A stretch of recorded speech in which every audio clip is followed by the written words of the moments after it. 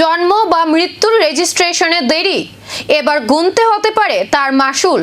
জন্ম ও মৃত্যু নথিভুক্তকরণ আইনে বড় পরিবর্তনের প্রস্তাব আনছে কেন্দ্র সরকার।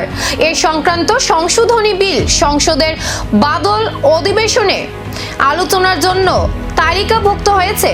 প্রস্তাবিত সংশোধনী অনুযায়ী নির্ধারিত সময়ে রেজিস্ট্রেশন না করলে বাড়তে পারে জরিমানা এবং আরও কঠোর হতে পারে নিবন্ধনের নিয়ম।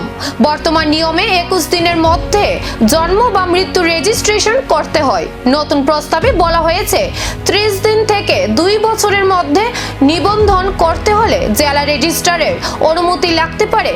আর 2 বছরের বেশি দেরি হলে জেলা শাসক, মহকুমা শাসক বা জেলা ম্যাজিস্ট্রেটের বিশেষ অনুমতি ছাড়া রেজিস্ট্রেশন করা যাবে না।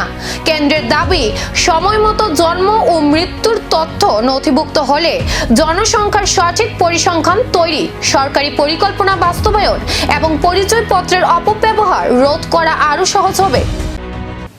এখনো বিলটি আইনে পরিণত হয়নি, তবে সংসদে পাশ হলে জন্ম ও মৃত্যু রেজিস্ট্রেশনে গাফিলতির সুযোগ আর থাকবে না। তাই প্রশ্ন একটাই, আপনার পরিবারের সব জন্ম ও মৃত্যুর নথি কি সময়মতো নিবন্ধিত?